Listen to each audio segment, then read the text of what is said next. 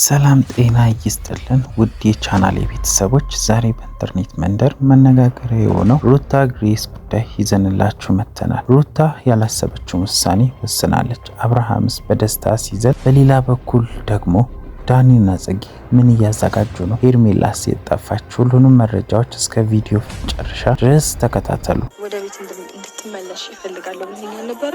አዎ ተመልሳለሁ። እሱ ሀሳብ ተስማምቼ የምርሽው እስኪ ቆያ ተረጋጋ። ነገ ልመለስ አስቤያለሁ። አዲስ አበባ ማለት ነው። እስኪ ማይልኝ በጣም አመሰግናለሁ። የምሬን ነው። ደስ ብሎኛል። ሩታ ወደ ድሮ ቀድሞ ቤቷ ልትመለስ ነው። ለዛ ደግሞ በጣም ደስ ብሎኛል ከምላችሁ በላይ። ባባዬንም እንግዲህ ወደ ድሮ ቤታችን አይቶት አያውቅም። ያኔ እሑድ ላይ እያለ ነበር ያየው። አሁን ደግሞ በአካል ላይ ሆነ የድሮ ቤታችንን። ስለዚህ በቃ አሁን ሽር ጉድ መባል አለበት ፋሚሊዎቼ፣ ሩታ ወደ ቤቷ ልትመለስ ስለሆነ ማለት ነው። እና በጣም ደስ ብሎኛል ከምላችሁ በላይ። በጣም አመሰግናለሁ። ለብዙ ጊዜ ያው ስትወዛገብ የነበረችው ሩታ በመጨረሻም ትልቅ ውሳኔ ላይ ደርሳለች። ይኸውም ወደ ውጭ ሀገር የመሄድ እቅድ መሰረዟን፣ ወደ አዲስ አበባ ተመልሳ ቀደም ሲል ከአብርሃም ጋር ትኖርበት ወደ ነበረው ቤት ለመግባት ወስናለች። ያው ሩታ ህይወቷን እዚህ መምራት ይሻለኛል በማለት የራሷን ውሳኔ አሳውቃለች።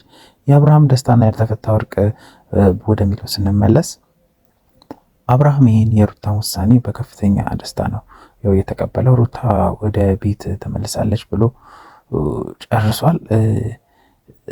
ያልጠበቀው አብርሃም አሁን ላይ ነገሮቹን ተስፋ የሚሰጠው ሆኖለታል። የሆኖም ግን እስካሁን ድረስ በይፋ መታረቃቸው የሚያረጋግጥ መረጃ የለም። ጉዳዩ አሁንም በሽምግልና ሂደት ላይ ይገኛል። ነገሩ ሁሉ አልጋ ባልጋ አይደለም።